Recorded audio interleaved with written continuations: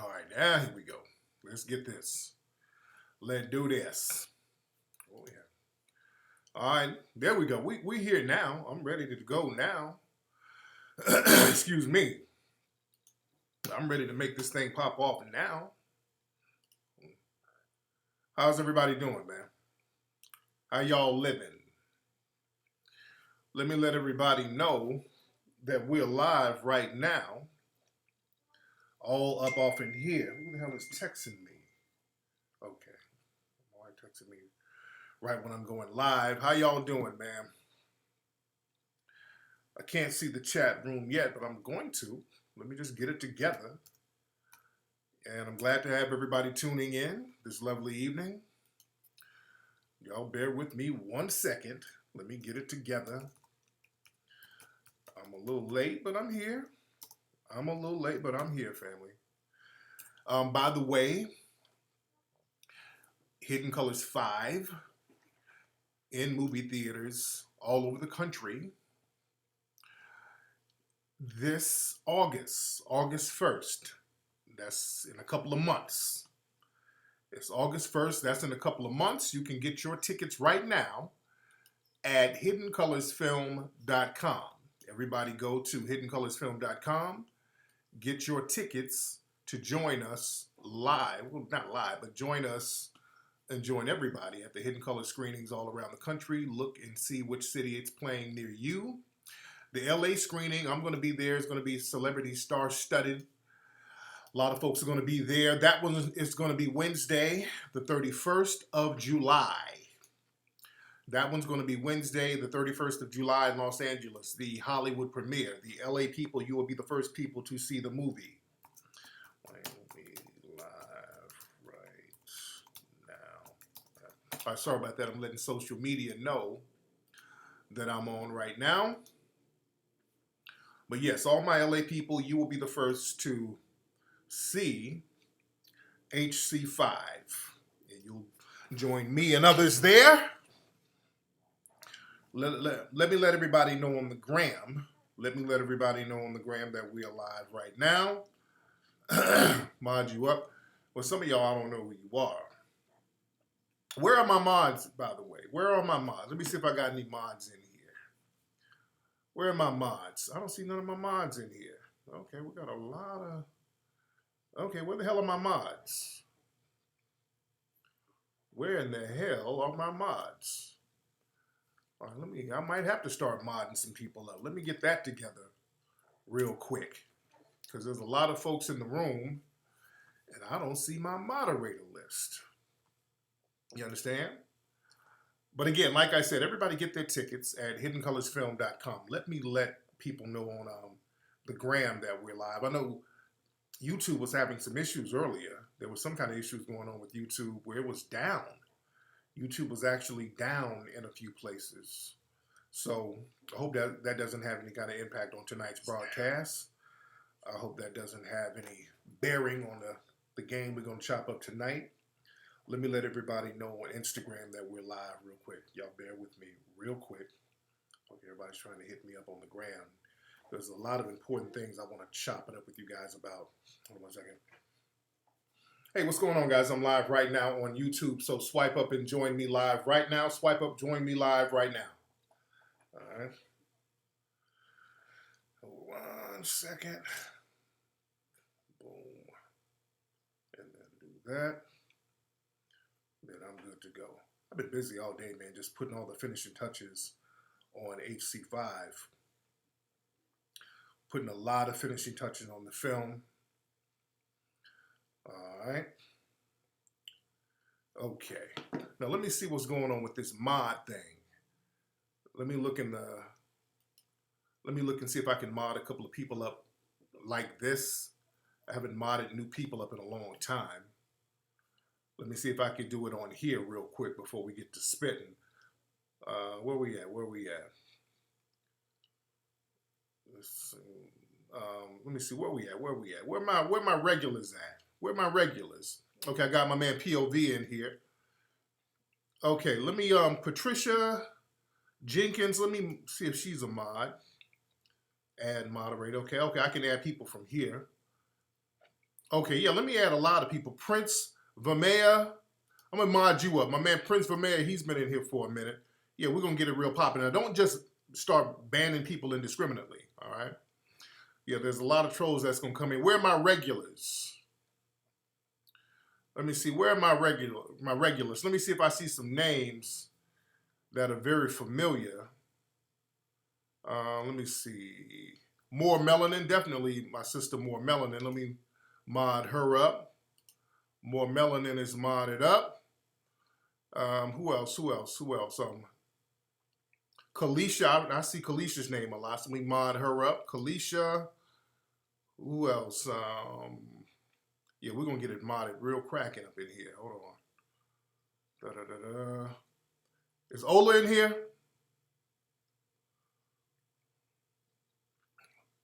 Let me see. I'm getting all the mods together. Where we at? Where we at? Miss, what's she at? Miss Kawami. I'm gonna get Miss Kawami and make her a mod. Miss Kawami. Where we at? Where are we? Oh yeah, Am Fresh, my man Am Fresh. Let me get him modded up. Hold on, where you at, Am? I just lost you. A lot of folks are typing. Let me get Am Fresh in here. Boom. All right. Let me see who else. Who else? Who else? Let me see. Let me see. Some of these names not too familiar. Okay, just a couple of more. I'm gonna mod up, and then we'll be good to go. Let me see where we at. Where we at? Okay. Hold on, y'all. Bear with me. Well, a lot of folks are typing right now. Hold on, Tierra Jones. Okay, Tierra Jones. That name is familiar. Hold on, let me get Tierra. Add her. And let me see. Let me get one more. Okay, Ola's already modded up. Ola's in here. Let me get one more and then we'll be good to go. Is that Pasika? My dude Pasika? Now let me get my man Pasika. Mod him up. All right, Pasika, I modded Pasika up. And I think we're good to go. I think we are good to go. Because I need people who are in here all the time. I need the folks who's in here all the time. Not just people who come every blue moon. I need my regulars in here. So I think we should be good to go. I think we're good to go. Okay, Kiki, I knew Kiki. She's already a mod. All right, we're good. I think we're good to go. Let me just double check. So yeah, we're going to get these trolls the hell up out of here. Okay. Yes, I think we're good to go. Yeah, we got enough people in here. I think we are good to go. And Angelica.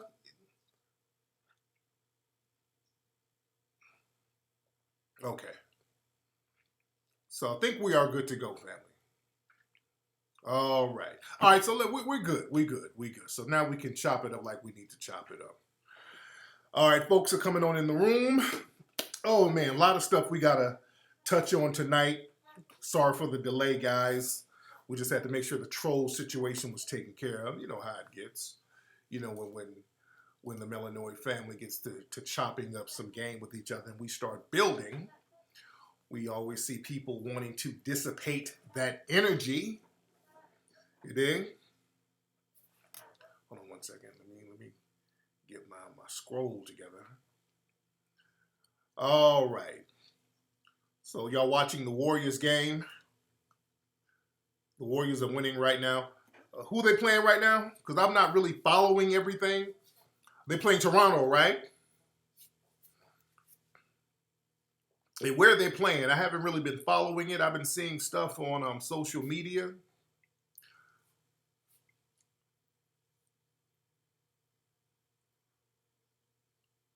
So is Drake still out there doing light skin shit? Drake is out there acting real light skin. Drake is out there doing the most. Is he out there now? Like, Drake, sit your ass down. They're playing in Toronto. Is Drake out there? Is he still out there running around acting like he's on the damn team? Oh, Lord. Oh, Drake. And I like Drake, but Drake, sit your ass down. He's calm tonight because the Warriors are getting in him, right? The Warriors are getting in him. Like, Drake, sit your ass down. You always got to be doing light-skinned shit. Yeah. There's always a Raz B. It's always a light-skinned nigga doing something funny style. Drake, give that nigga Drake some pom-poms and let him do some splits and some flips if he gonna be doing all that jumping around. Damn, sit down, brother. Sit your ass down, Drake. You ain't on the team? Man. Toronto's about to lose. Okay, shout out to Drake. I like Drake, but damn. Lord, so Obama's there too? Hilarious. Lord, that's funny. Obama's there. Speaking of funny style Negroes, Anthony Joshua. Speaking of funny style Negroes, Anthony damn Joshua from the UK. We're not claiming that Negro. I saw the highlights of the fight. Him and what's the other guy's name? Is it Luis or Ruiz? What was the guy he fought and got washed? This brother, Anthony Joshua, and he was supposed to be next up to fight Wilder. That was the fight that everybody wanted to see. That ain't gonna happen now. Dude, that was embarrassing for y'all because we ain't claiming his ass. He's not a black American, so we ain't claiming him. Andy Ruiz, yeah. The Mexican boxer washed him. Andy Ruiz came in and washed this dude. And Andy Ruiz was so out of shape looking. That's the thing. Ruiz was completely out of shape. Anthony came up in there. Joshua swole, buff, cut up. And you let this dude wash you. He beat the brakes off that brother. Dude. He's not one of us. We don't claim him. No. He ain't us. He's not a foundational black American. He's not one of us. Let's be very clear on that. Yes, the way it looked, it almost did look like it was a fixed fight. I'm like, did the mafia get to this nigga and make him take a dive? I mean, just something about that fight don't look right, but I ain't got no proof. It looked like he took a dive the way he was getting his ass whooped like that. Looked like somebody had called him up and said, hey, we're going to kill everybody in your village if you don't take a dive, bro. Because I think he's Nigerian. Shout out to Nigeria, but y'all going to have to hold that too. Nigeria's going to hold that L, and the UK, y'all hold that L. It ain't us. We ain't claiming it. Yes, I'm xenophobic against that nigga. The way he got his ass whooped like that, no. Boy, it looked like he took a dive. That ass whooping don't make no sense. I swear it looked like he took a damn dive, man. That don't make no sense. You get your ass whooped by a dude shaped like Ricky Lake. That don't make no damn sense. None of us over here, that would not have happened. That ain't gonna happen, not with a dude like that. Not like Ruiz. And look, with Ruiz, he's the first Mexican heavyweight champion. So they gonna milk that. And look, that's gonna be short-lived. You know, whatever that was, whether it was a dive or whatever, it was a fluke, as we all know. It was clearly a fluke. Ruiz is not going to be the heavyweight champ for that long. He's only going to be the heavyweight. He has skills. Please. You mean he has Skittles with his fat ass. That's what he has. He has Skittles. But it's going to be short-lived. It's going to be, and they're going to milk this, by the way. Let's be very clear. The fact that dude, he was a complete underdog and he beat that big, swole, buff brother, they're going to milk. I'm telling you now, there's about to be a movie about Ruiz's ass.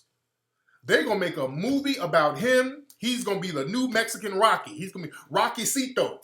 They about to make him the Mexican Rocky, dude. They about to do a movie about his ass. I promise you.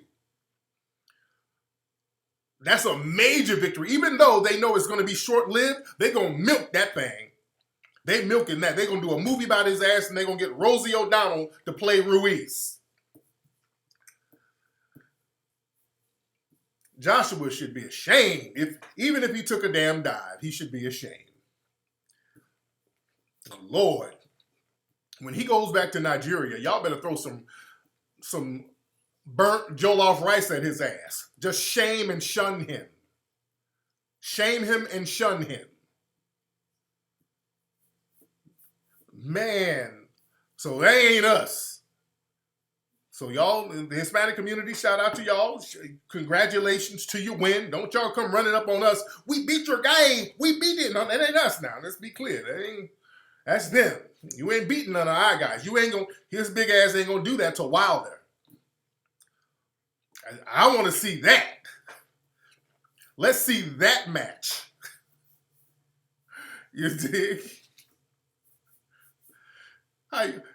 Joshua, you embarrassed the UK and your village. You got your ass whooped by a human croissant. Damn. Oh, Lord. But shout out to Ruiz. And again, I don't want to take away from nobody's win.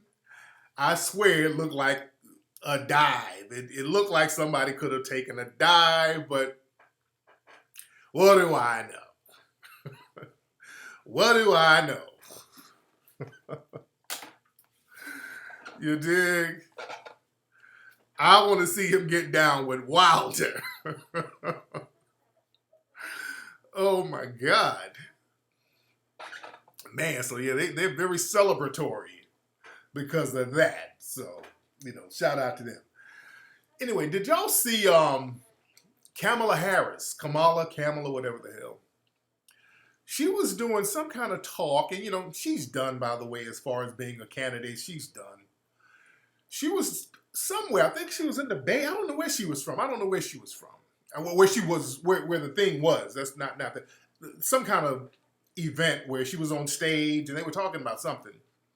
Some random white dude ran up on stage and grabbed the mic from her. Some random white dude just ran up on stage and just grabbed the mic from her. He tried to talk, but they turned his mic off. And it took a few seconds for security. I won't even say security, because security didn't even get the dude off. A couple of brothers from the audience came through. The sister was another black woman sitting there. She came and kind of got in between them. A couple of brothers came out the audience, and that's very big. And then her husband came out after the two brothers came from out of the audience and got him out of there. So they let that dude go? Oh boy, my God. White is right when it comes to doing a crime. So they let him go. This is a presidential candidate that they let somebody run up on. Dude, they sending her a message with that. Damn. They're like, we don't give a damn about you. Shout out to Atlanta. What's going on in Atlanta? But it was at the Big Ideas Conference in San Francisco. But yeah, you say it was staged? I don't know.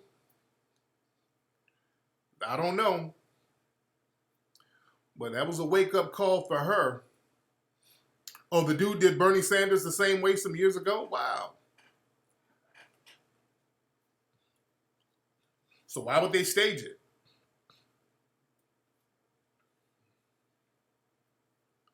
Man.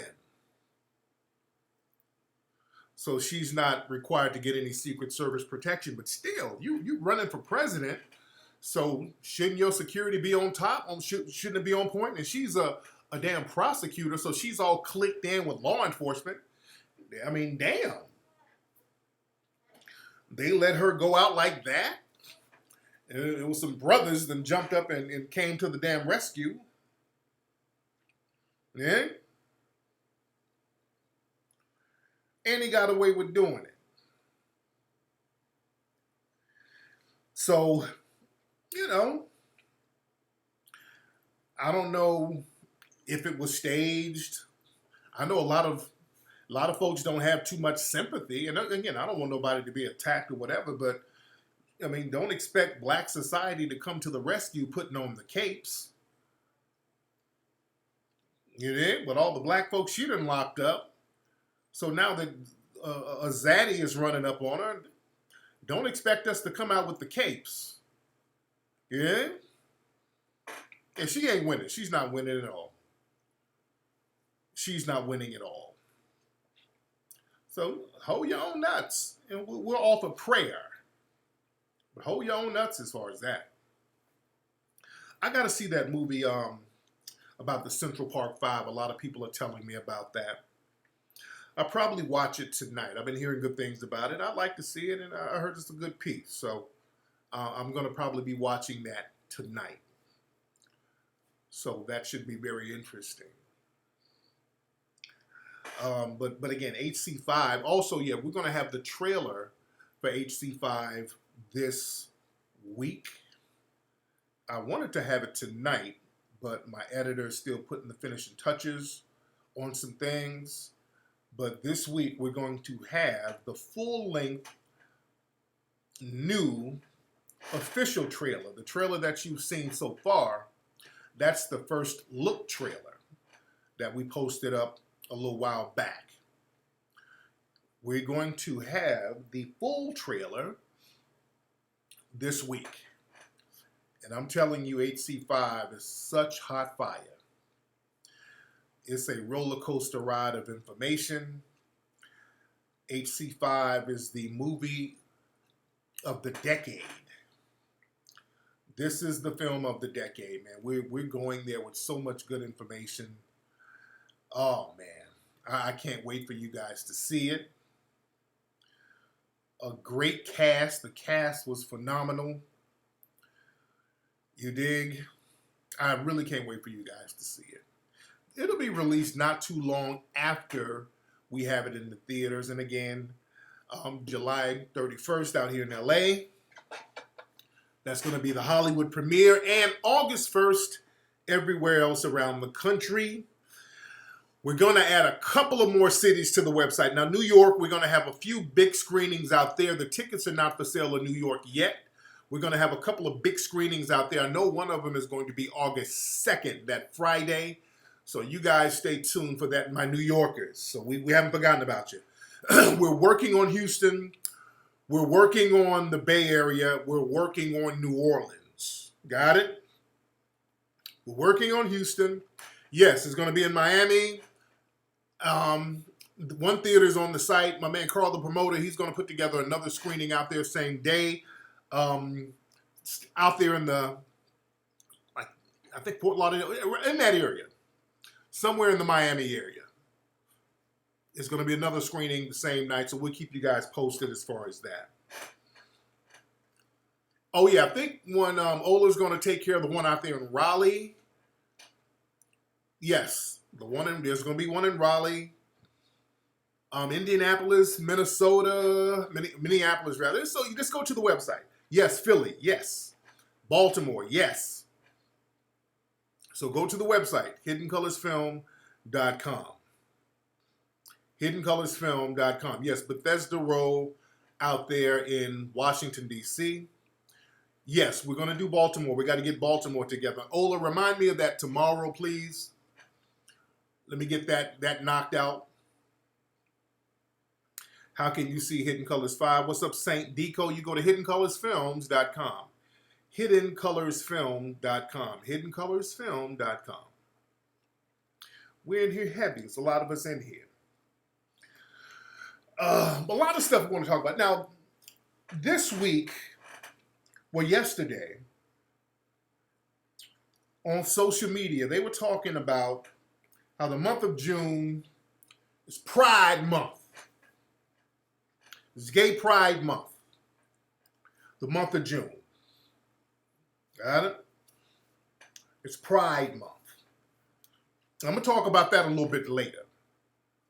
I'm going to get on that a little bit later. We're going to talk about Pride Month and all that, the LGBT community latching themselves onto the black struggles. We want to talk about that, and I touched on that on my show this week, and I'm going to get more in depth about that. But what I really want to talk about, something that I've been noticing, a lot of these stop the violence rallies. There are a lot of stop the violence rallies. You dig? They've been having stop the violent rallies for a long time. Stop the violence rallies.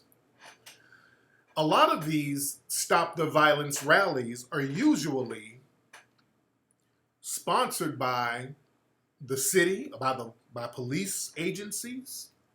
I see these all the time. And if you notice in your city, especially in an area where there's predominantly black people, they have these stop the violence rallies, and they're always, always, always directed at black society. We're the only community where they direct these stop the violence rallies. A lot of stuff that happens, black folks, again, we're so used to being reactionary, we don't understand the chess moves that people make. Nobody ever stops to question the real purpose behind these stop the violence rallies. And then what happens? Black folks, we get into the cliché-isms. The white community, the white supremacists will start telling us certain things about ourselves, and then we'll run with it and start saying it for them, and we're undermining ourselves. I want y'all to feel me on this one.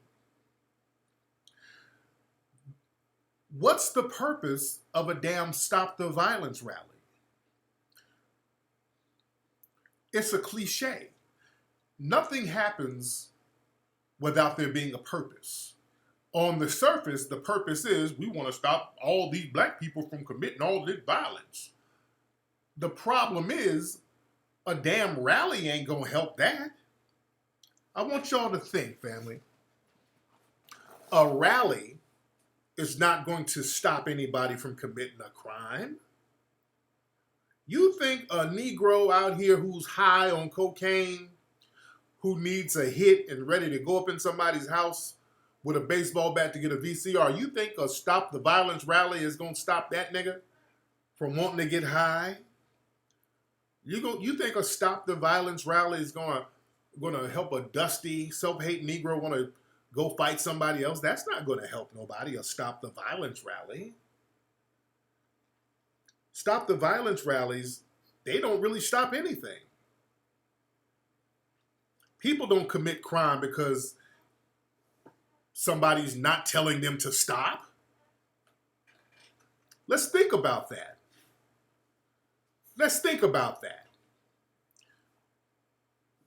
People don't commit crimes because they don't know that it's wrong. And this rally is letting them know, hey man, committing crime against other black people is wrong. You think a dusty, hood, rat, raised, fuck nigga gives a damn about that?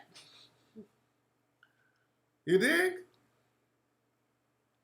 Understand why certain things go on. Black people, we are the least violent people in this country, or on the planet for that matter. Black people are the least violent people. The white supremacists love getting their FBI stats. They love getting their bogus stats and information, talking about, especially the Ben Shapiro's of the world, talking about, well, according to the data, blacks are 13% of the population, yet they commit 50% of the crimes. That's a lie. Mathematically, that's impossible. Because that would assume that 13% of the population, which are black people, that would make all of us criminals. And less than 1% of the black population commit crimes. So you're saying 1% is responsible for 50% of the crimes. Over 50%, and that's mathematically impossible. You understand? Black folks have to understand. White supremacists use deception. So when they start telling you about how these fake high crime stats, understand the white supremacists are degenerate liars. They can lie with a straight face. And then they'll try to act like it's intellectual by, well, according to this data, the data only proves that black people are charged more. Black people are simply charged with more crimes because we are black. Not that we commit more crimes, we get charged with more crimes. White people rarely get charged with the crimes they do. That's why they're not telling you that part. They just don't get charged with the crime. That's why white people go out here killing, raping, and get let go. White people don't get charged with all the crimes they commit, including murder. White people commit murder all the time and don't get charged for murder. They'll look you in the eye and tell a lie. The white supremacists are the most violent people in the history of mankind. They have no right to fix their lips to talk about any violence with black people. The white supremacists, they have murdered millions of people in Europe. During the Middle Ages, they've murdered millions of African people. They've murdered millions of Native Americans. They've murdered millions of Australians. They killed off every single one of the Tasmanians. They've killed millions of Polynesians. And they've killed millions of each other over in Europe. Nazi Germany, the Holodomor over there in the Ukraine. White people killing other white people. The white supremacists, they kill other white people. And by the millions, millions of Filipinos, millions of Asians. Yet they talk about us being violent. Let's be very clear. And other groups too are way more violent. They have organized crime. Look at the Hispanic community. If we're going to be real, look at all these Hispanic drug kingpins and all the murders they've committed. The cocaine cowboys, Griselda Blanco, Pablo Escobar, all the Mexican drug cartels, El Chapo. We ain't killing nobody like they are. Those folks be wiping out whole towns.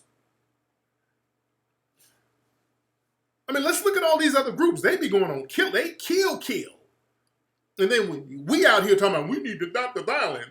We need to do better. As compared to who? And let's go to the Asians, the triads, and those Asian mafia cartels and those opioid cartels. They be killing left and right. The MS-13 and all these folks. And we sitting up here having a damn stop the violence rally because a couple of dusty niggas in Chicago done shot it out. And we got to have a stop the violence rally. You don't ever see Middle Eastern people having stop the jihad rally. They be going on jihad, blowing up hotels, blowing up clubs. Not all of them, I'm just saying within that community. You don't see them having in the white communities having, let's stop the mass shootings. They don't have rallies talking about stop the mass shootings. When there's a damn mass shooting happening in their community every weekend. Yeah, I know about the brother who shot up out there in Virginia, which was rare, of course, but you're going to have a rarity every now and then, but that doesn't negate the norm. They immediately killed that brother. The black dude who killed those people out there in Virginia this week, they sure didn't bring him alive. They didn't bring him in alive. Notice the black person get the shooting, they don't get brought in alive. But yeah, they don't have stop the jihad and stop the mass shooting violence in all these other communities when they done sat out here and killed thousands of people in one damn day. They don't have that. But we be running out here like dummies, having these dumbass stop the violence rallies. For what? That's something we got to cut out. That ain't helping nothing. Criminals ain't looking at that rally and saying, hey, I better stop. They had a rally. Man, I was about to rob this liquor store and shoot somebody. But man, they had a stop the violent rally and that made me come to my senses. Give me a break, man. Again, notice they have these stop the violence rallies that's usually sponsored by police.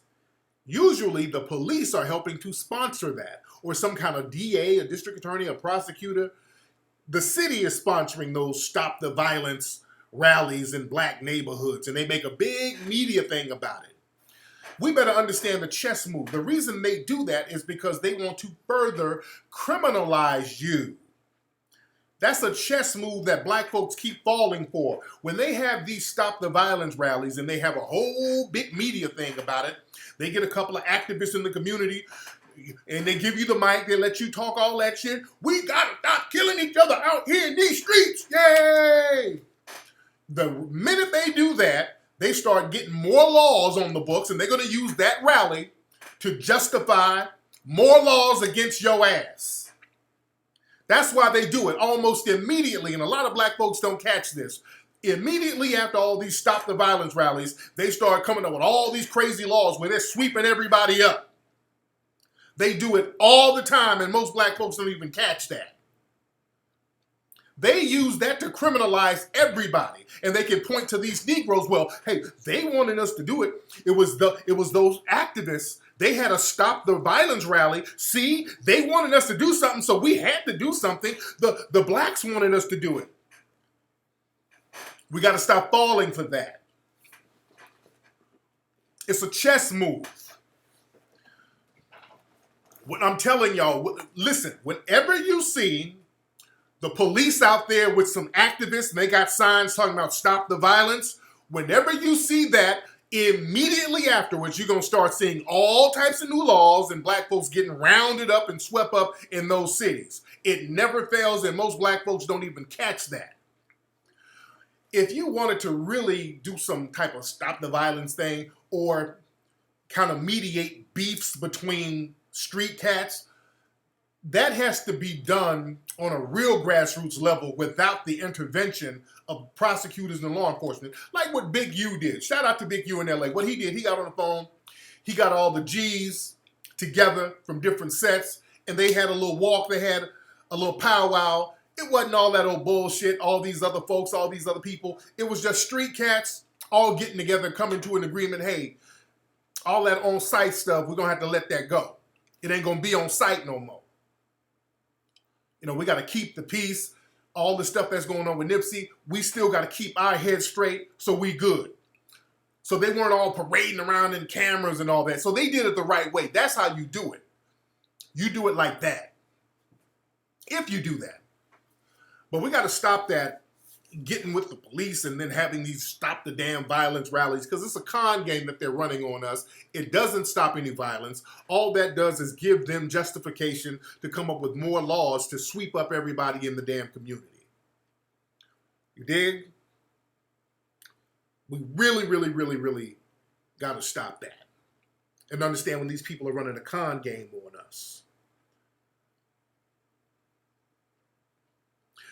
Because when brothers really want to get something done, you know, the elected officials, they got people in power positions right there to sabotage it. Usually they got a couple of Negroes to do it. It was some brothers out here in Compton, as a matter of fact. They were trying to, it was a brother named Chico Brown, I think that's his name. Chico Brown, he's an OG. He's been around for a minute.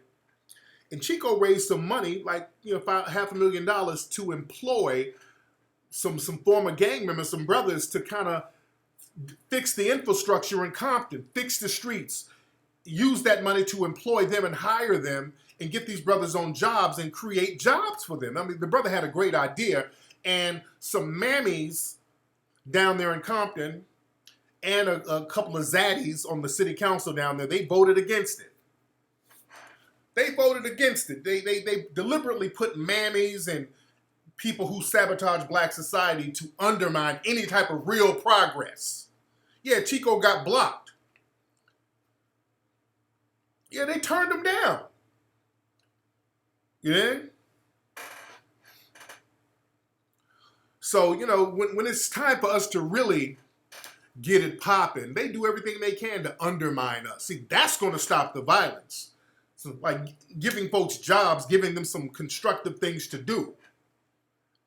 So that's some stuff that we're going to start looking into more heavy. We're going to start looking into that and looking at all these people who are doing this sabotaging out here and looking at these city council members that we're going to have to get up out of power. You dig? Excuse me. So, but shout out to Brother Chico, man, for trying to do the right thing. The Watts Community Center is ran by white LGBT. Yeah. Yeah, a lot of stuff down there is white. Tierra, you hit it right on the money, sister. Them white LGBT folks be going out there. And I was going on somebody about this a few months ago. About these white LGBT organizations getting down in LA, running these little organizations. And let me tell y'all something. That's very dangerous.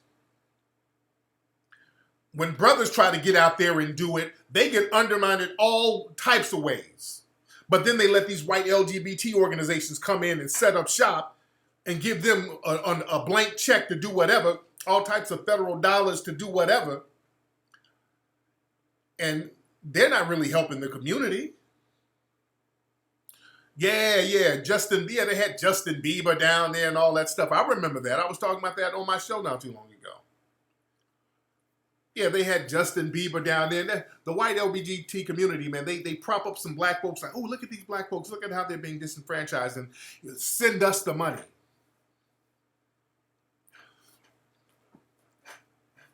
You dig? And that's the thing. We got to watch out for the racism, the anti-black racism from the white LGBT community. Like I said, they're celebrating June as Pride Month. This is also Black Music Month and the month of Juneteenth. So they were talking about, and I discussed this on my broadcast the other day. They were talking about Pride Month and, boy, just making a big deal about LGBT activism, LGBT civil rights. Joe Biden is going to make LGBT rights a priority. He's going to run on that. That's going to be his big platform now. LGBT rights, because, you know, the black folks, we're just not messing with them, and they know that. So they're like, okay, we're going to let them go. We're going to have to rally up some more people and some more causes. Black folks, they're on to us. Black folks are on to us. So now they're going to further prioritize LGBT civil rights. So the LGBT people, they were celebrating the 50-year anniversary of the Stonewall riots. And I did a little thread on Twitter about this yesterday, but they were celebrating the 50th anniversary of the Stonewall riots that happened in New York. And as I said on my broadcast this week, the Stonewall, that was a gay club in New York in the 1960s. And there was an incident that happened that many people believe that this incident was the start of the modern LGBT movement. And the white LGBT community, many of them get together. They have the same deceptive racism as the white straight community. And what they do with the Stonewall riots, they have tried to rewrite history about that place.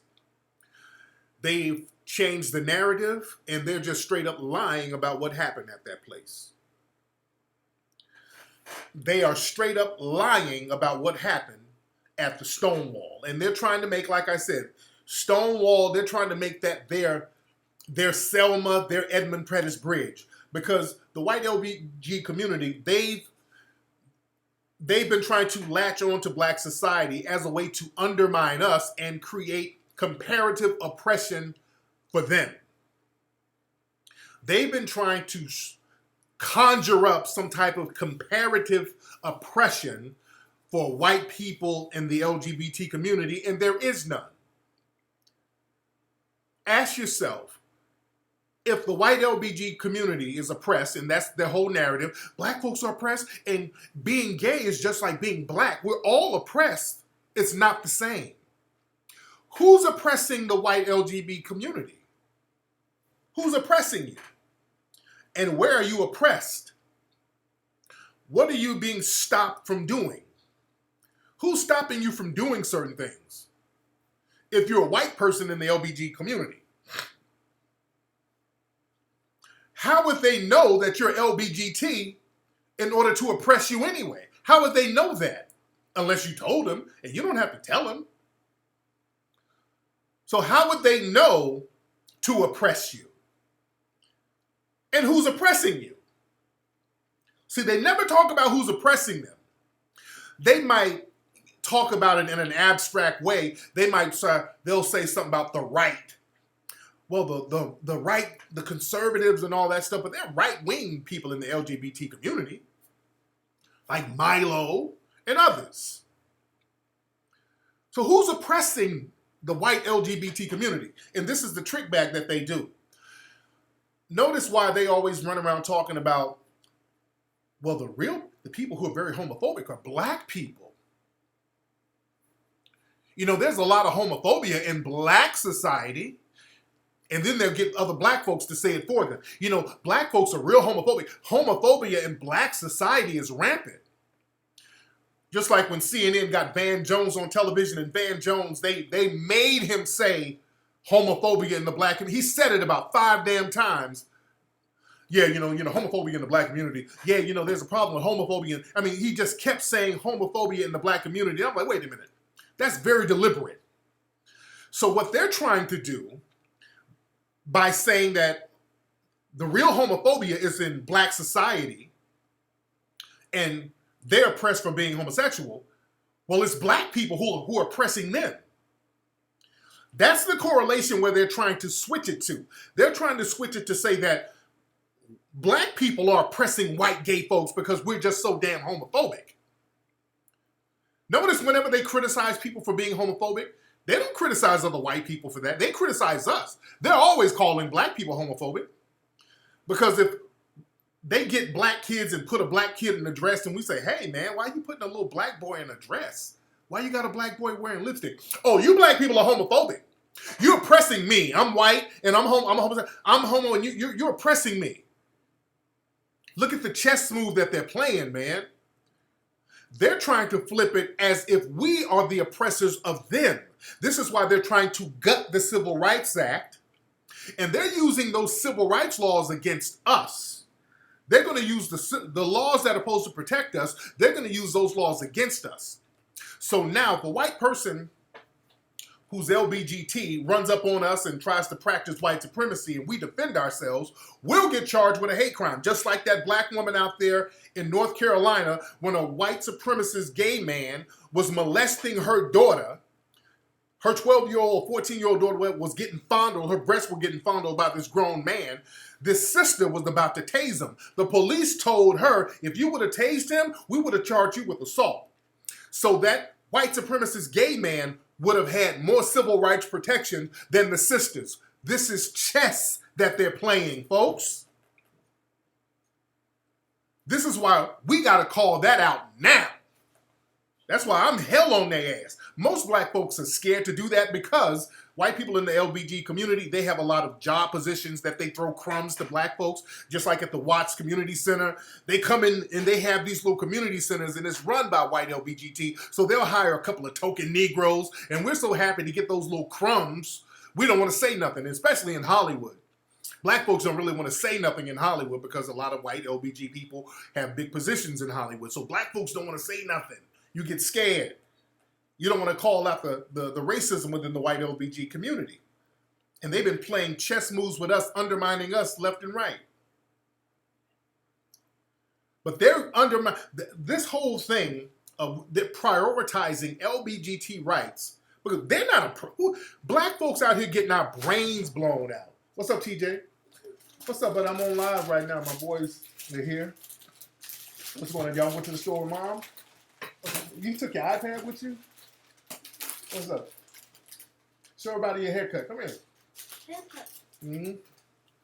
Look how big TJ's getting. Why is he a little bit short? Come here. Come here. Show everybody how big you is. Look how big TJ's getting. What's up, boy? What you eating? I'm in Hong Kong. Where's Asir? Come here. Where's Mateo? What are you trying to Where's Tail? In the car? What's up? Can y'all see Asir? What's up, sexy Alexa? What you get? Look how big these boys got. Hey, go get Mateo. I gotta rather me sleep. Come on, TJ. Go, my man. I said, come on. Here, come on. Oh yeah. Oh yeah, they big. Yeah, my boys are big. Yeah, they don't look like Peanut. Yeah.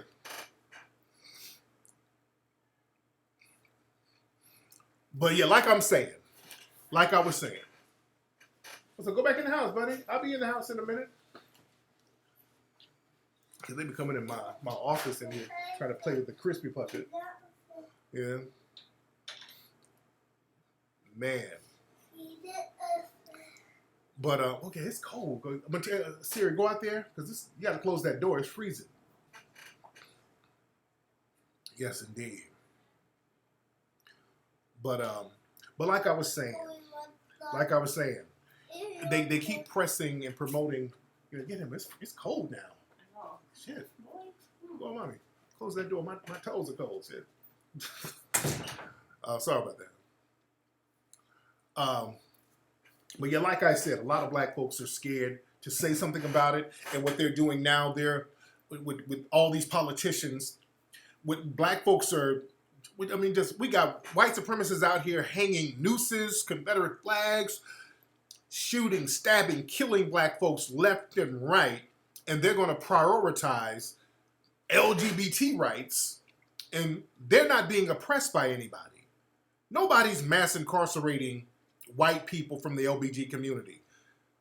Nobody's gentrifying white LGBT communities. No law enforcement is killing LGBT people on a daily basis. You understand? So they're doing that to deliberately undermine black society. Understand that. They're doing that to they're not being stopped from doing anything. The best they can say is, well, we want to be able to use a certain bathroom. We want to go into women's bathrooms. I don't even know. What bathroom do you want to go in? So we want our own bathrooms. So that's the oppression. Because nobody knows you're LGBT unless you say something. You understand? So they're going to prioritize that as a way to undermine us. And again, with this Stonewall thing, they're making some statues. They're going to create statues for one black transsexual and a white transsexual who was allegedly a part of the Stonewall riots. And the narrative that they were pushing yesterday when talking about the Stonewall riots, they were saying the Stonewall riots happened in 1969, where LGBT people were being brutalized and harassed simply because they were gay. This is what they were promoting yesterday. And when you read the peripheral information on the Stonewall riots, that's what they'll say. LGBT people were getting beaten, brutalized, and harassed simply for being gay, and they fought back. That is a damn lie. That narrative is a lie. And I pointed this out, and a couple of white LGBT people got mad because I was pointing out the truth. They were like, well, wait a minute. Your assessment is kind of homophobic. The truth ain't homophobic. See, that's that thing. They try to smear you with calling you homophobic if you tell the truth. All these politicians were pushing that whole narrative about Stonewall. And like I said, Stonewall was a place, it was a gay bar that was owned by the mafia. It was a hotbed for criminal activity. It was a male prostitution ring in there. Dudes were in there prostituting. The place kept getting raided because they didn't have a liquor license. They were in there selling drugs, bunch of male prostitution. It was run by the damn mafia. So that's why it kept getting raided. They were not raiding the place because the people were gay. There were other gay clubs in New York at the time. Also, that place was significant because, remember, this is 1969. The Fair Housing Act and all that stuff just happened a year before, 1968. that ended so-called legal segregation. So in that place, they would let one or two black folks come in and slum a little bit. So that place, they let black gay people and lesbian people come in and slum with some of the lower class white folks. That club itself was segregated. They had a little section for the white dudes, the more masculine white guys, and then they had like a little slumming section in there. And that's where the black folks could go.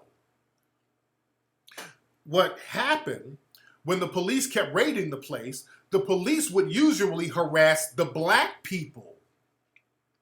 And that's what happened the night of the so-called Stonewall riots, which wasn't even a riot, according to the witnesses that were there. It was just basically an argument with the police. It wasn't no riot. What happened during the Stonewall riots, they arrested a black woman. They handcuffed a black female lesbian. They don't like to tell the whole story.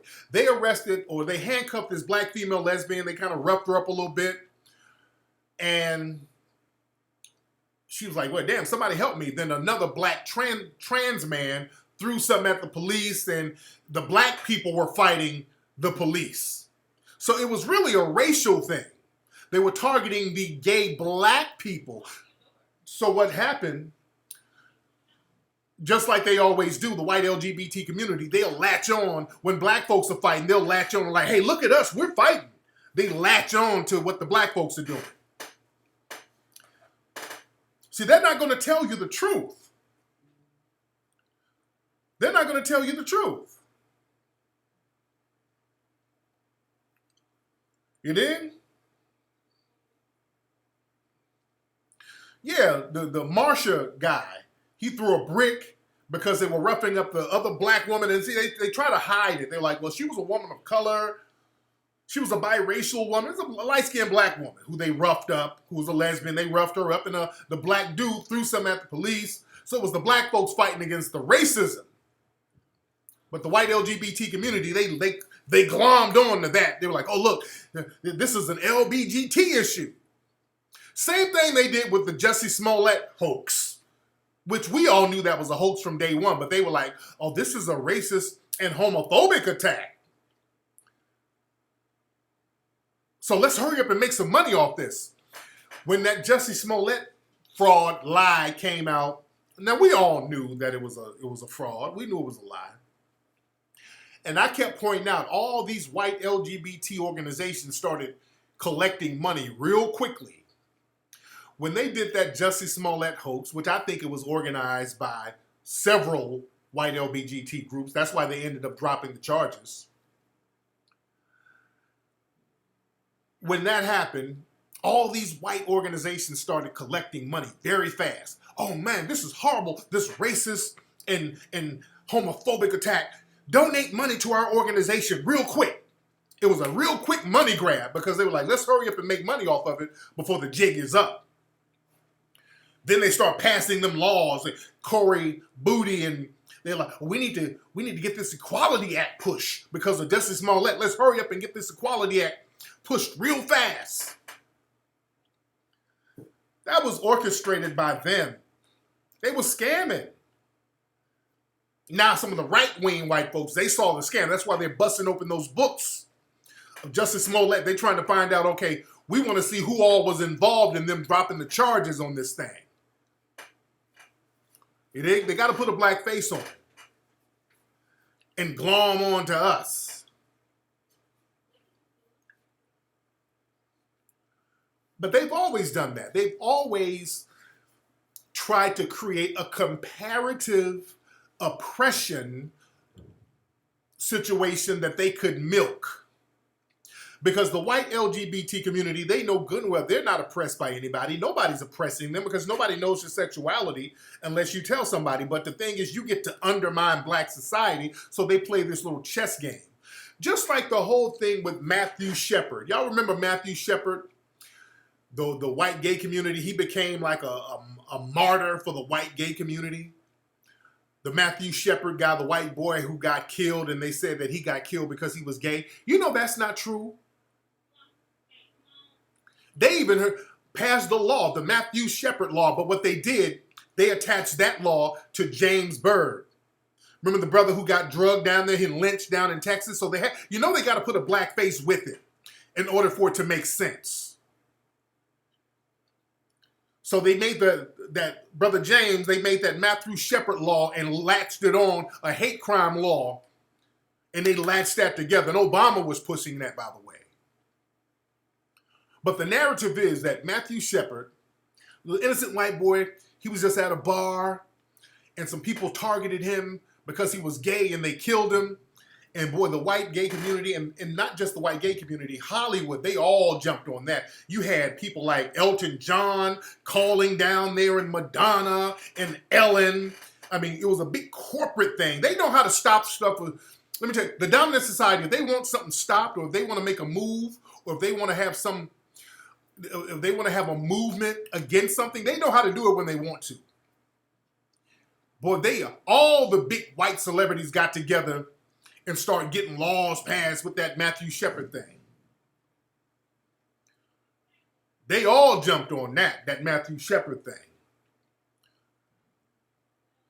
And they immediately started making hate crime laws. One white boy, who they said got killed because he was gay, all of a sudden they got all these big laws with his name on it. Just one white boy. And what they said happened didn't even happen. They didn't kill him because he was gay. The dude was a meth dealer. And he was dealing with other meth folks. So the dude, he was into drugs, and from what I understand, it was a drug deal that went bad. And not only that, they didn't kill him because he was gay, because one of his killers, did you know one of his killers was bisexual? One of his killers was bisexual. And he had a sexual relationship with one of the killers. So he knew one of the killers. There's a book about that. I can't think of the name of the book, but I think the guy's name is Jimenez or Ramirez, the guy who wrote the book of White. And what's funny, the guy who wrote the book is gay. They never tell the full story. One of the dudes who killed him was another bisexual dude that he had a sexual relationship before. There's a book about it, written by a white gay guy. You dig? They're not going to tell you all that. Oh, they gave him a Lifetime movie. Oh, they done a couple of movies about him. You dig?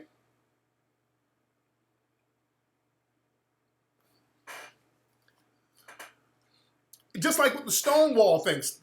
The Stonewall, they're trying to make it seem like that. I mean, you got politicians and all these people running around here talking about Stonewall. Yes, we're going to have a monument to Stonewall. That was a male hoe house. Do you know how offensive that is to compare that to black folks in Selma? Black folks trying to go to school and getting beaten. Black folks trying to drink from water fountains, getting beaten. Black folks trying to get jobs and getting beaten, and water hoses and dogs sicked on them. And you're comparing a mafia-controlled criminal den of male prostitution, and you're trying to compare that to black folks' civil rights, and elected officials are running around holding up the Stonewall Inn, acting like that's some kind of civil rights icon place. You dig?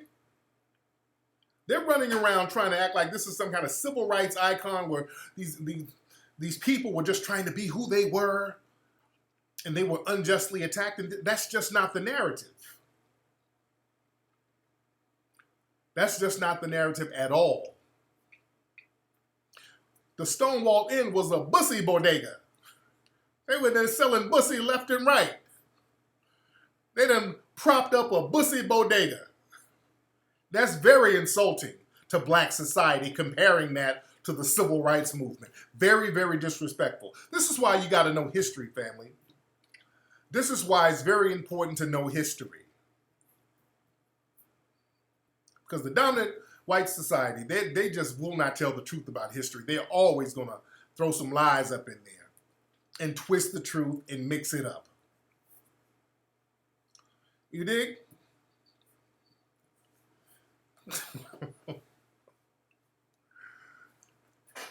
Man.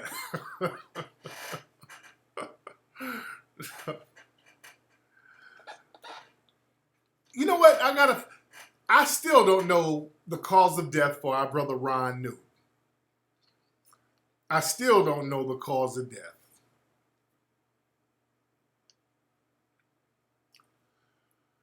But yeah, I'm gonna try to watch that new Central Park movie tonight. I'm gonna try to watch it tonight.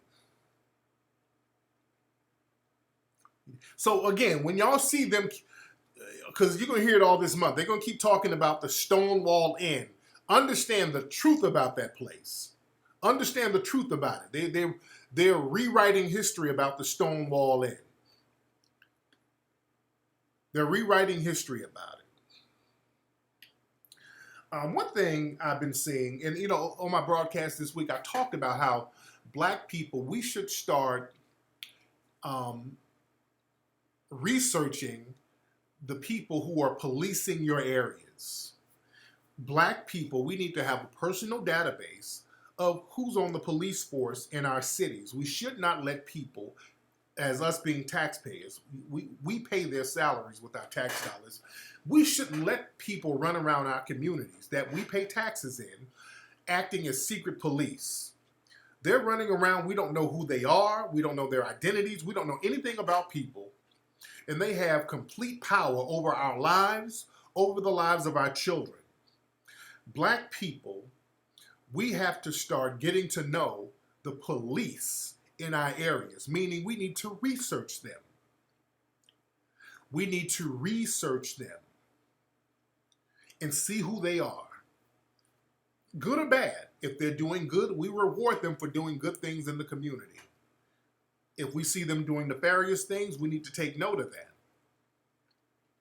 We need to investigate preemptively. See, we're so reactive and we think like checkers players. We got to start reacting to things. That's how we lose. We have to be proactive. When we have people policing our neighborhoods, we need to know who some of them are, at least.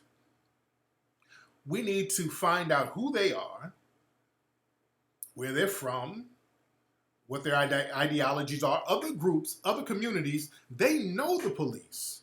They know them on a first name basis. They know who they are. Why shouldn't we know who they are? Their information is, I'm not talking about doxing anybody, by the way. Their information is public, as it should be, but their information is public. And if it's not, find out who they are anyway. Because one of the problems we have is these people running around acting in secrecy.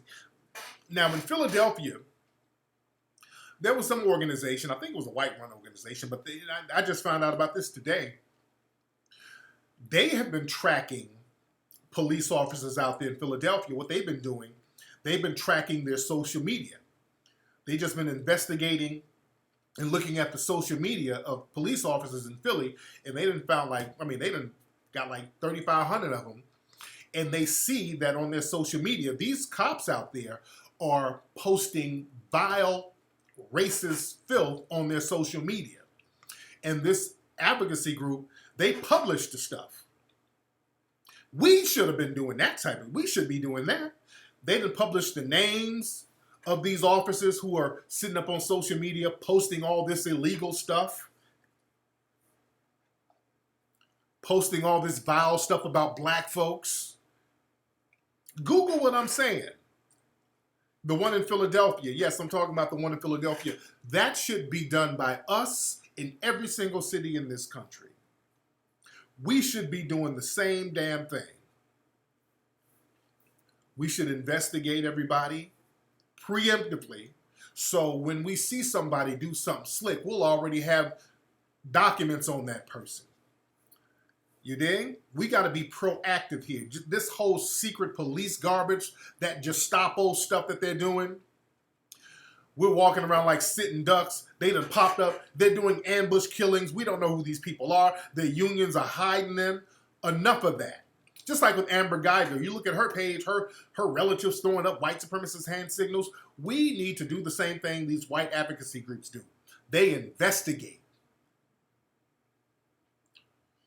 And we don't have to wait for the white media to tell us who they are, because we'll have that information. This is why I study these white supremacists on a regular basis. Now, Laura Ingraham, the other day, they were calling her out because she was giving props to a known white supremacist. Paul, I forgot his name. There's so many of them. But on her show, she was talking about how it's so bad that certain prominent voices are being censored. And one of the people she was talking about was a known white supremacist. And this particular white supremacist is somebody that I called out 3 years ago. I had an exchange with him, and I talked about how this guy, and I think he was some kind of political person too. I think he was running for office somewhere, and I pointed out 3 years ago that this guy was a damn suspected white supremacist. So when you have documentation on certain people and their activities, and then more things come out about them, it makes it more credible. And then if a situation happens where they have harmed you in some kind of way, now you have more of a legal precedent to go in there and get financial justice at least. You understand?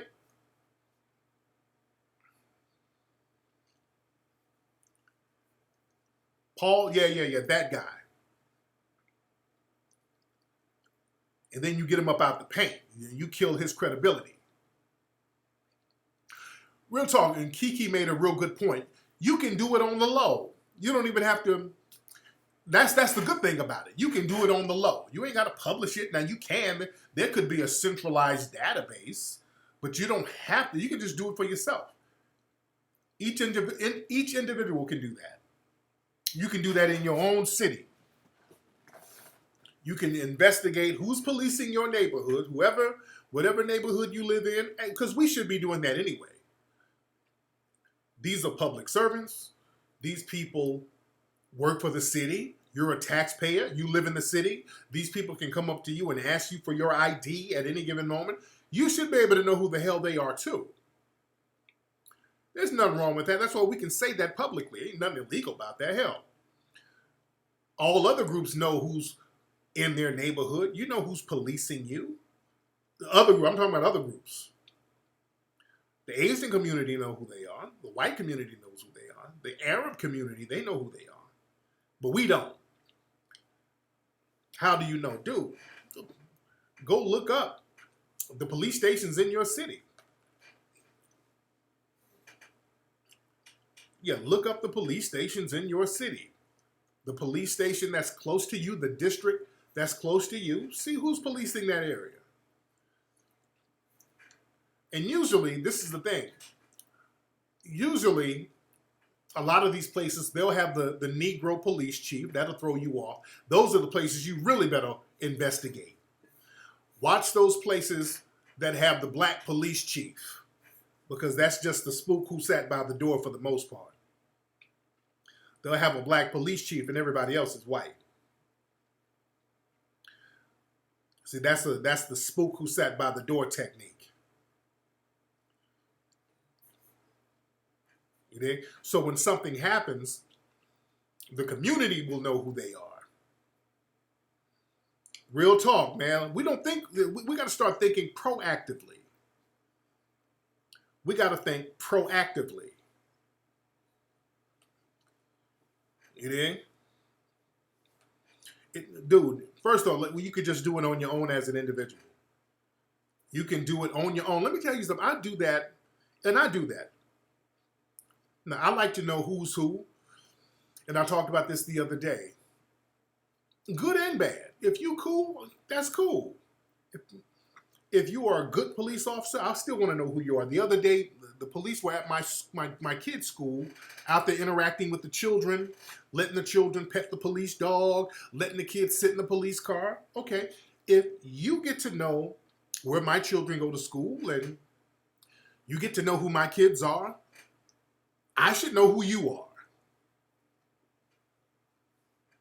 Do you understand? I should know who they are too.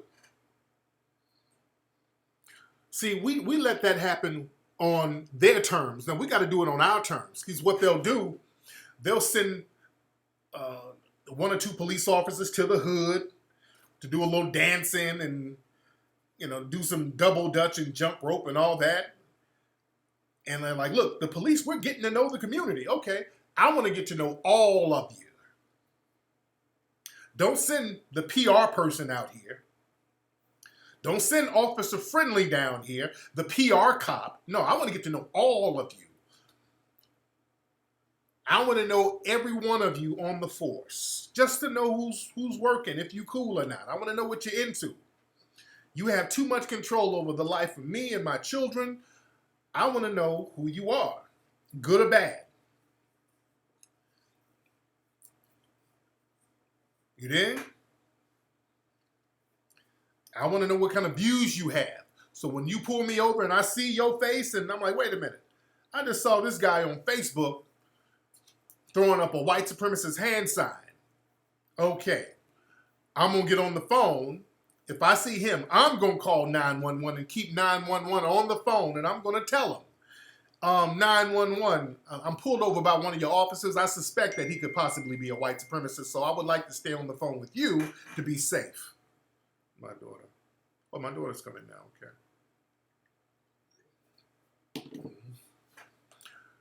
See, and we ain't got to make no big deal about it. That's something that we have to do on our own. Just like that race soldier who was about to shoot that brother out there in Arkansas,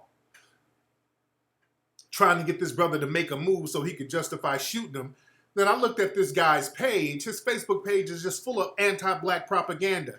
See, a cat like that shouldn't even be on the force. A cat like that should not even be on the force. See, we need to start, we got to police folks. See, this whole thing, but we're going to have an internal investigation. No, we got to start doing that. Damn all these marches, man. That ain't working. We're going to have, let's have a march, man. Y'all better stop, y'all need to stop hurting us. No. Because their strength is their secrecy. Them being able to do stuff on the low and hide. Because that's what they're doing. These are ambush killings these people are doing. These are ambush killings these people are doing. So when we take another approach about it, like, okay, you're not going to be able to hide. Because I'm going to get to know who some of you people are just to know. So you're not going to be able to hide like that. And then what happens is, and this is very important to get to know who they are up front, because when these people go out here and start slaughtering black folks and do ambush killings, they don't release the name right away, because what they do, they wait so they can start erasing their social media. So by the time they release the name of these race soldiers, you can't find nothing about them. They've been swept the internet of all the information. Damn that. Get that information now, before they even do anything janky. Get all the information. I'm telling you what I do. And I don't make no bones about it. I want to know who's policing me. Like I said, when they came up in my spot, I started investigating people, and I called the police and some of the detectives, and I asked them about certain officers. I'm like, hey, man, what's up with this dude? What's up? Is this your guy? What's up with him? I'm telling you what I get down and do. That my daughter? Come on in here. Come on in here. Who's that with my daughter? What's up? I didn't know you were right here. Hi. What's up, sweetie? Everybody say what's up to my baby girl. What's going on, Ma? How are you? What's up, boy? This is my nephew. What's going on? How are you? Good to see you. Good to see you too. Yes, indeed. Yeah, we the office out here. What happened? Yeah, kick you out the house. No. I've always had this office. What you got, big trust? Oh, it's a keyboard.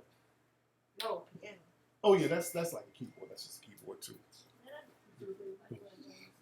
Sorry about that. Yeah, they up.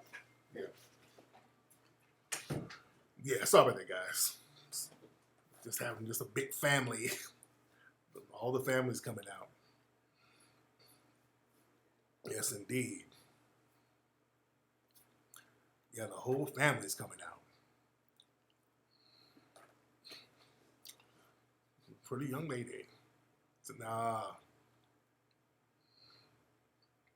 Yes, indeed. Oh, yeah, I got the tribe. He's single. Yeah, I haven't seen my daughter all week. She came out, what was it? Did she come last week? Yeah, that was my nephew, Trustin. I talked about him before on the show. That was my nephew, Trustin. No, it's not him. That was my daughter, and that's my daughter's mother. So that was my daughter, her brother, which is, I call him my nephew, and my daughter's mother right there.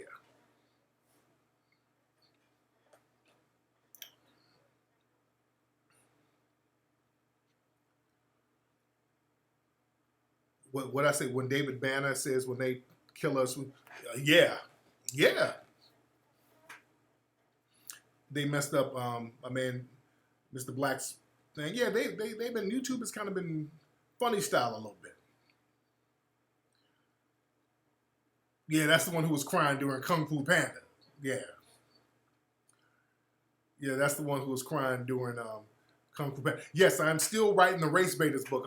I'm pretty much done with HC5 now, so I'm gonna really get into it. I'm gonna really get into that while I'm working on the buck breaking movie because again, I'm gonna go right into buck breaking pretty soon. Yeah.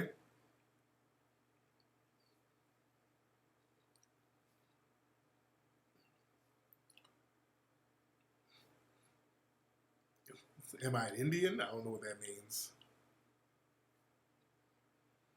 YouTube has been censoring. Yeah, YouTube has been doing a lot of censoring. Man. But like I said, man, we need to have our own database of people so when they do something slick or they try to do something funny style, they don't get a chance to scrub their information, scrub their internet so we don't see what they've been saying in the past. We'll have some information on them already. We got to be proactive in doing that. We need to know who these people are. And oh yeah, somebody said somebody asked me about some kind of reparations conference that's happening, I think with Cobra and all these people. I don't know if I co-sign that because these people, from a lot of these reparations groups that you see, a lot of these people are really Democratic shills. A lot of these people are just shills for the Democrats. So somebody recently asked me about some kind of reparations conference that they're having in Detroit. I don't want to be around nobody who's really a Democratic shill because what happens is people start acting like they don't, well, what's reparation? What do we do? Damn it, you're going to do the same thing you do for Native Americans, do the same thing you did for Jewish people, do the same thing you did for Japanese. When it comes to us, all of a sudden, don't nobody know nothing. When it comes to us, all of a sudden, nobody knows nothing. Yeah, the Mark Thompson dude is the Cobra. These are Democratic shills, man. I'm good on that. I'm not trying to play that game with these folks. I ain't trying to play that game. I ain't trying to play that at all. You dig? And I'm not trying to play that game whatsoever. See? And, because a lot of those groups, those reparations, they'll be the main ones talking against it. And all these, if they're connected with some of these elected officials that's out there now, like the Clybournes and all that, anybody who's clicked up or connected with these dudes, I don't want to hear nothing they got to say. Clybourne is a plantation coon. Well, reparations, that ain't feasible. Sit your Sambo ass down. Yeah? They're going to have to break bread. They can give us money. That's what they can damn do. Look, I don't want to hear now Cory Booker is talking. All these folks are talking about studying reparations. I ain't trying to hear none of that. They just want to talk in circles. That's all these little meetings are for. I ain't trying to talk in a minute. Yeah, what's up? I know. I just talked to him. Yeah. Yeah, I'm not trying to have no meetings. I'm not trying to have no meetings. You dig? I'm not trying to have no meetings about nothing. Study is a trick word.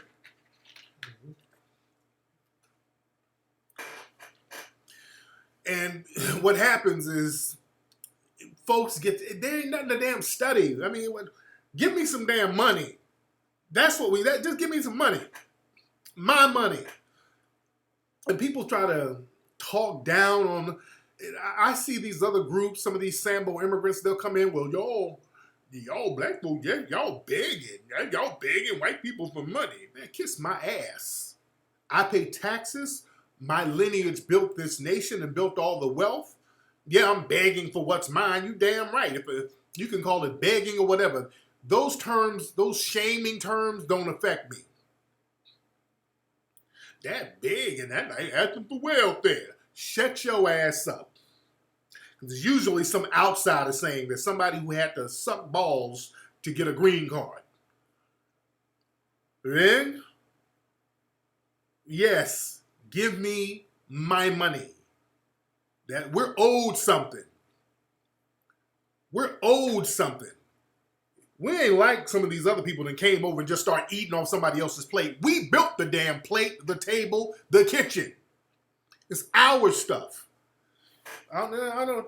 When it comes to us, everybody wants to start talking funny stuff. Some black folks say, well, man, black folks, y'all wouldn't even know what to do. Y'all wouldn't know what to do with no reparations. I don't know, man. We don't need no money. Black folks don't know what to do with no damn reparation money. You wouldn't even know what to do with it. We don't know what to do with all this poverty. We don't know what to do with all this gentrification.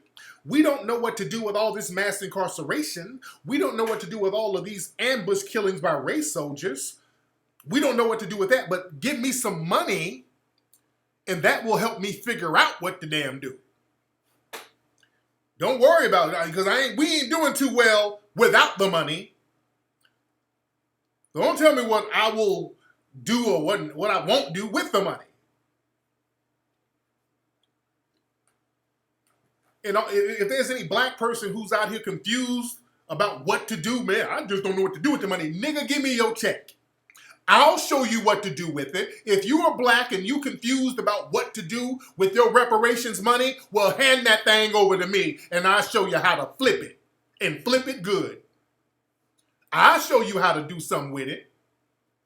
If you confused, because I ain't confused. Give me my damn money. I don't know what to do. Damn it, I do. Sign that shit over to me. Use this pen, nigga. Sign it over to me and let me show you what to do with it. I don't want to hear all that shit. If you confused, I ain't. Give me mine. What you talking about?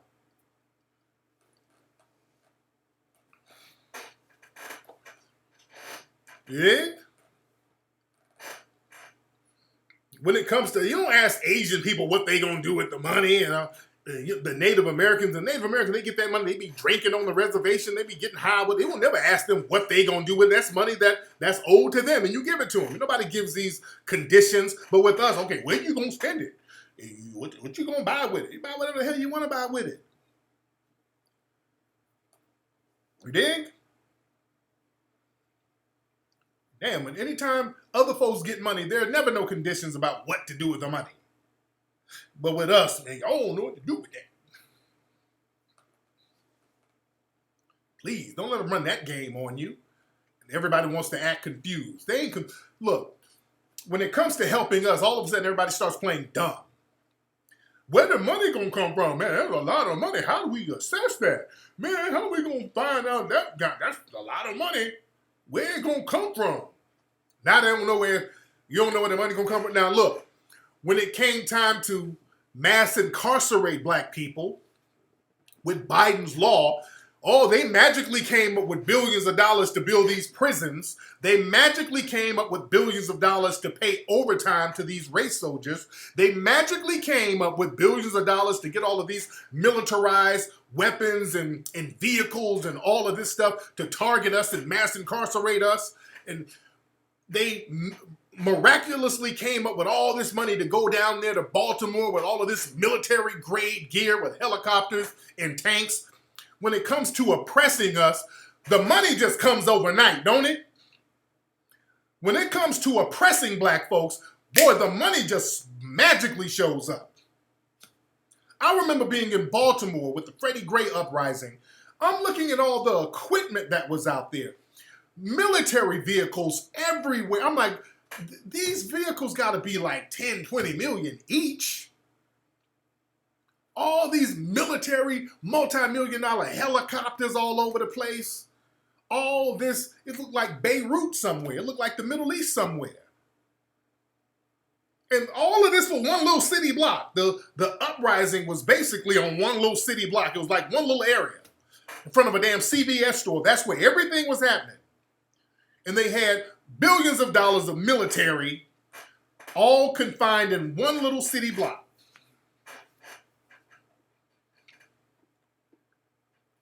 You dig? They magically know how to get that money for something like that. All these military drones. Shout out to Arden Plumbing.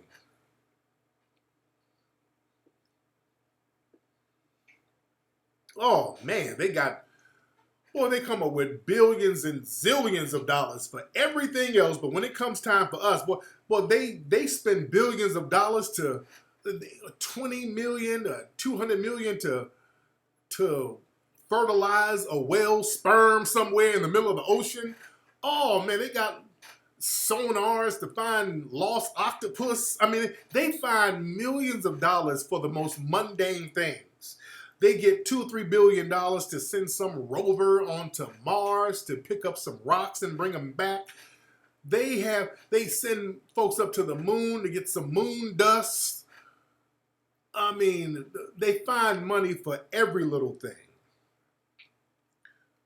$10, $20 million to go save a seal in Alaska that got bit by a polar bear. Just money all over the damn place. But the minute black folks say, hey man, we kind of need some money for some economic development. Ah, man, damn. My wallet, damn, I left my wallet. They get the niggas playing it. Or mayonnaise playing it. Boy, they print the money and make the value of the money. You dig?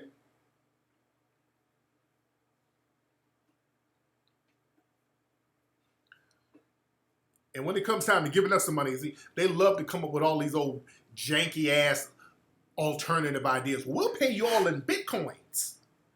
We can do that because I've had white people tell me that before. How about we give you reparations in Bitcoins?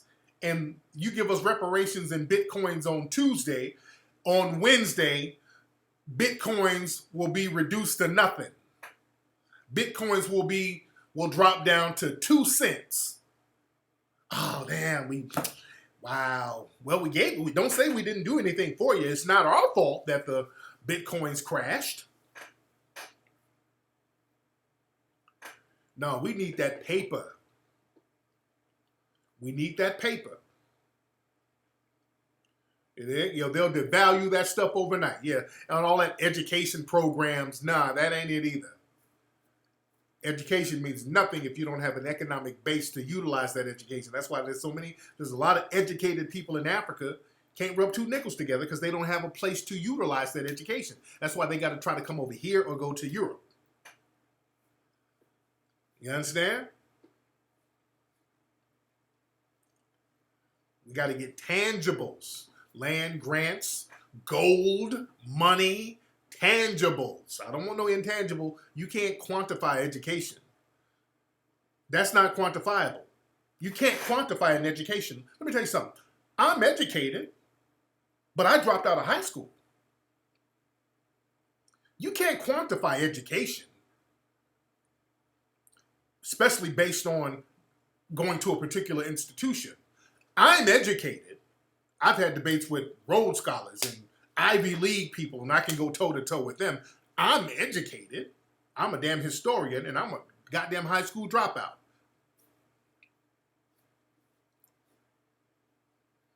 And I live in a $2 million fucking house. And I ain't saying, and I'm not saying that to discourage anybody from going to school. The point is, no matter what you do, you can't be on no dumb shit.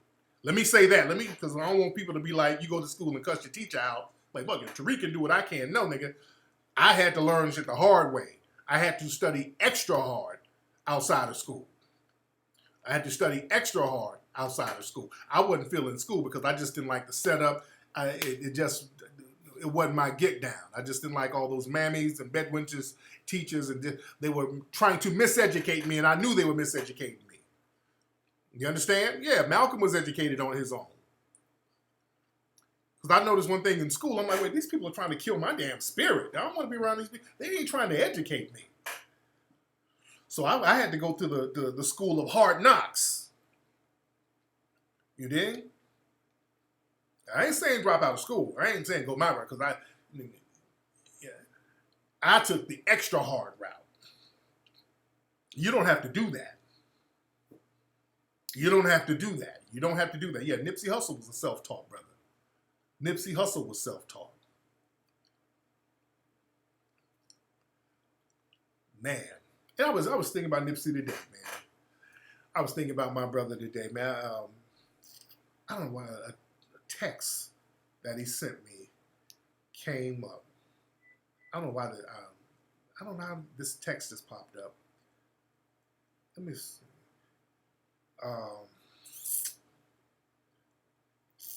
Where's the? You know, as a matter of fact, about a year ago to this day, I think. Well, I was right here. I was doing the broadcast, and Nipsey was texting me. We were talking about him over at the BET Awards when he slapped dude. I think it was around this time last year when he slapped dude at the BET Awards. Y'all remember that? Nipsey had to slap old dude at the BET Awards. And I was texting back and forth because I thought he was in some kind of danger. So we was asking, hey man, do you need us to come through to kind of make sure you're good? He was like, no, we good. And nigga was doing this and doing that. And you dig? And so we were laughing about it. So it was later in June. I knew it was in June. So I knew it was this month. Yeah, I knew it was this month, man. So you was in the live that night, yeah. What day was that? Let me see if I could find that. Let me see if I could just happen to find that thing. Hold on, let me see if I could find that real quick because Nipsey was on my mind real heavy today, man. You dig? Hold on. Let me see if I can just find that real quick. Y'all bear with me 1 second. Because I know that was June. I'm going on my screenshots here. Hold on. Excuse me. Y'all bear with me 1 second. 12 months ago. I'm trying to see. Let me see if this is it right here. Hold on. So was it late? It was later in June? Who's that coming in on my house? Hold on 1 second.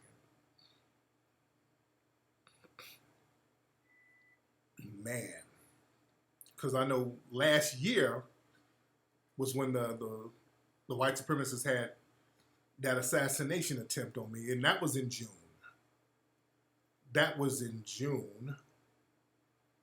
When was the BET Awards last year? June 23rd? June 23rd, 24th. Okay, let me June 23rd. Hold on, Let me, that ain't it. Hold on. June 4th, that ain't it. Hold on, let me look it up real quick. So June 23rd.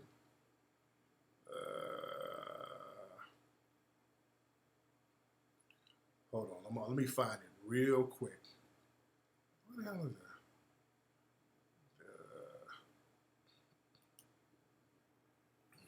Okay, March. Okay, I'm going back too damn far.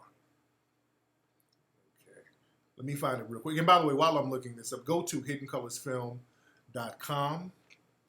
Go to hiddencolorsfilm.com to get tickets to join us live, not live, but join us. The Hidden Colors movie. Okay, why are you out here, Seer? Where's Mom?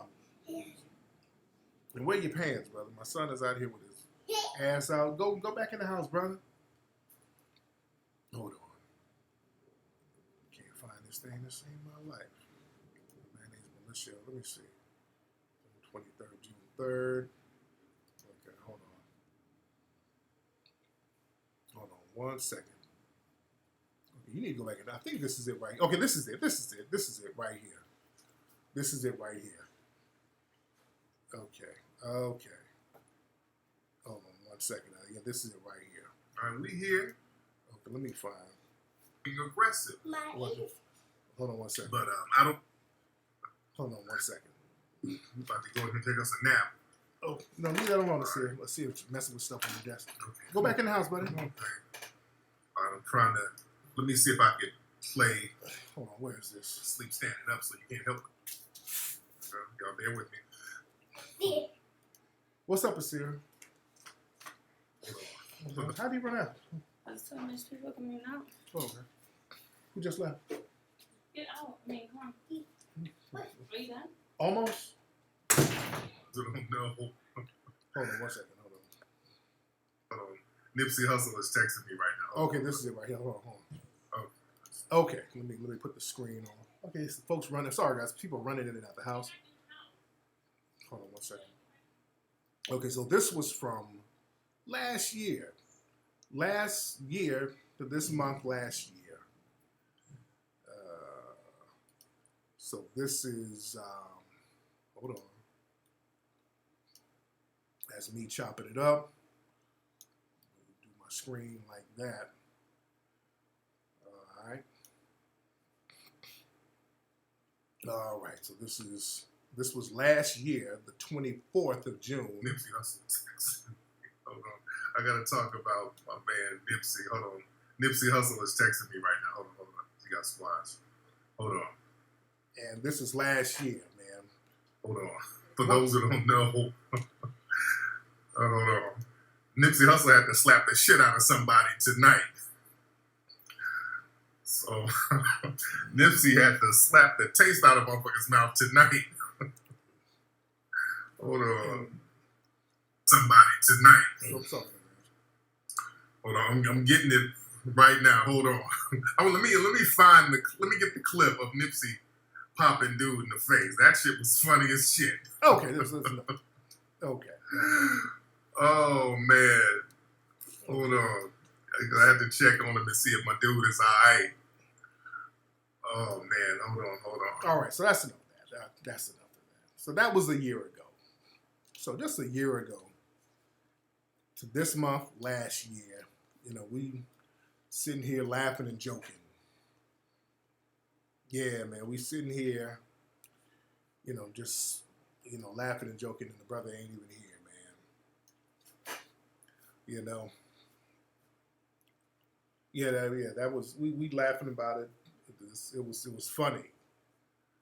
It was funny, man. The memories, I know, man. I know. And so that popped up. I forgot which show it was, but yeah, I just found that. But yeah, man. I know, man. This is why you gotta live life. We gotta live life, man. Time is flying. Time flies by. Life is precious, man. And 1 minute you laughing and joking with your folks, and then they ain't here. So yeah, man. Yeah, they rushing me. Everybody's trying to get me to come in the house. Yeah, it don't even seem like a damn year, man. It don't even seem like that. I mean, time flies, man. Damn, time flies, dude. That's why you live life, man. You got to live your life. You got to live it, man. You get one chance in life. You got to live your life to the fullest. And my man Nipsey lived his life to the fullest, my brother. But yeah, you got to live, man. You got to, look, don't be out here bullshitting. You better go out here and get stuff done. Life is too short. Live that thing up. Live without fear. You never know what'll happen. You never know if tomorrow's not promised. Man, you better get out here and enjoy life. Seize the day. You dig? And be bold. That's why I'm very bold about things. Yeah. Yeah, when I announced Hidden Colors 1. Hidden Colors, that's been over 10 years ago. Yeah, man, Hidden Colors. We started Hidden Colors. It wasn't over 10 years, but almost 10 years. We started working on it in 2010. The first one came out 2011.